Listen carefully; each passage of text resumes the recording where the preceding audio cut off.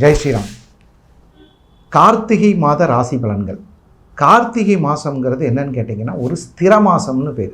ஸ்திர மாதம் என்றால் கார்த்திகை மாதத்தில் வரக்கூடிய முக்கியமான விசேஷங்களில் திருவண்ணாமலை தீபம் ரொம்ப முக்கியம்.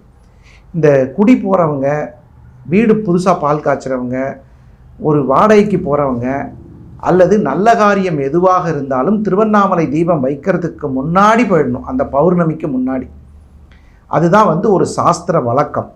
அதுக்கப்புறம் போகிறது அவ்வளவு சுபிட்சம் இல்லை. ஒருத்தருடைய வாழ்க்கையில் நல்ல காரியங்கள் செய்கிறதுக்கு கார்த்திகை மாதம் ரொம்ப உகந்த மாதம்.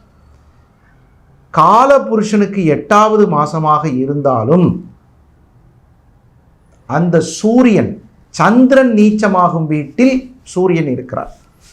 இப்பேற்பட்ட ஒரு அற்புதமான கார்த்திகை ஸ்திர மாதத்தில் பாலக்கால் போடுறது, வீடு பால் காய்ச்சறது, சில முக்கிய நிகழ்வுகள் பத்திரப்பதிவு பண்ணுறது, டாக்குமெண்டேஷன், இதெல்லாம் சில முக்கியமான நிகழ்வுகள் எல்லாமே நீங்கள் அதில் பண்ணிக்கலாம். ரொம்ப சிறப்பாக இருக்கும். வாழ்த்துக்கள். மிதுன ராசி என்பவர்களுக்கு மகிழ்ச்சியான சம்பவங்கள் நடைபெறுவதற்கு அற்புதமான காலகட்டம். குரு பகவான் 2ஆம் இடத்தில் இருக்கிறார், மிகப்பெரிய ஒரு அதிர்ஷ்டமான விஷயம். 10ஆம் இடத்தில் சனி வக்ரம் பெற்றிருக்கிறார். ஒரு கிரகம் 10ஆம் இடத்தில் பாவியாவது இருக்க வேண்டும். தொழிலில் முன்னேற்றம், கௌரவம், அந்தஸ்து, பயணத்தால் வெற்றி. ஒரு மனுஷன் வாழ்க்கையில் ஜெயிக்கணும்னா நல்ல மனுஷங்களோட அனுசரணை வேணும். அதுக்கான வாய்ப்புகள் உங்களுக்கு நிறைய கிடைக்கும். ஒரு மனுஷன் ஜெயிக்கிறதுக்கு கூட இருக்கிறவங்க தான் காரணம். நிறைய பேர் சொல்லுவாங்க, நான் ஜெயித்ததுக்கு காரணம் என்னோடு இருந்த நட்புகள், அந்த நட்பு வட்டாரத்தினால் எனக்கு மிகப்பெரிய வெற்றிகள் கிடைத்தது, என்னுடைய துயர சம்பவத்திலும் எனக்கு கூட இருந்தவங்க தான் எனக்கு முக்கியம், போயா நீ அப்படின்னு சொல்லுவாங்க. அது மாதிரி நல்ல நட்புகள் கிடைக்கக்கூடிய மாதம். நல்ல நட்பு மட்டும் இருந்தால் போதுமா சார்? அந்த நட்பை மெயின்டைன் பண்ணுறதுக்கு காசு வேணும். கரெக்டாக இல்லையா? நட்பை மட்டும் மெயின்டைன் பண்ண முடியாது. நட்புக்கு மெயின்டெனன்ஸுக்கு அந்த கிரீஸ் மாதிரி இருக்கக்கூடிய விஷயம் அந்த பணம். அந்த பணம் சம்பாதிப்பதற்கான தொழில் விருத்தியும் கௌரவ மேம்பாடும் மிகச் சிறப்பாக இருக்கும்.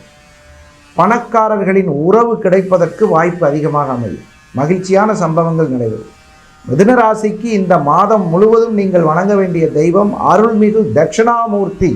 தனஸ்தானத்தில் இருக்கும் கிரகம் தனத்தை அதிகப்படுத்தக்கூடிய ஒரு வாய்ப்பு ஏற்படும். யாருக்காவது குலதெய்வம் தெரியல, பிரசன்னம் பார்த்துக்கலாம். ஜோதிடத்தில் தெளிவாக திருமண பொருத்தம் பார்ப்பதற்கு கட்ட பொருத்தம் பார்க்க வேண்டும், கிரக பொருத்தம் பார்க்கணும். 9 பொருத்தம் பார்த்து தான் கல்யாணம் பண்ணோம் அப்படின்னு சொல்லுவாங்க. கிரக பொருத்தம் இல்லைன்னா ஒன்றும் பிரயோஜனம் இல்லை. ஒரு ஜாதகத்தில் 2ஆம் அதிபதி கெட்டு போச்சுன்னா அந்த ஜாதகருக்கு எத்தனை திருமணம் செய்தாலும் சரி இருக்காது. அதனால் அதெல்லாம் கொஞ்சம் சரியாக பார்த்து செய்கிறதுக்கு, தொடர்புக்கு, திருமண பொருத்த தொடர்புக்கு கீழே இருக்கிற நம்பரை கான்டாக்ட் பண்ணுங்கள்.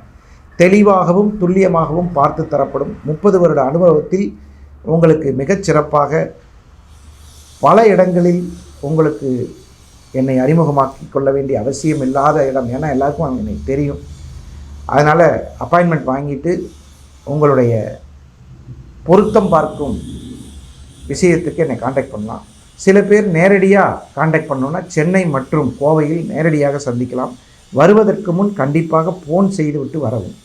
இது போன்ற ராசி பலன்கள் நிகழ்ச்சியில் மீண்டும் சந்திக்கும் வரை உங்களிடமிருந்து விடைபெறுவது உங்கள் நல்ல நேரம் நாகராஜ், நங்கநல்லூர் மற்றும் கோவை. வணக்கம்.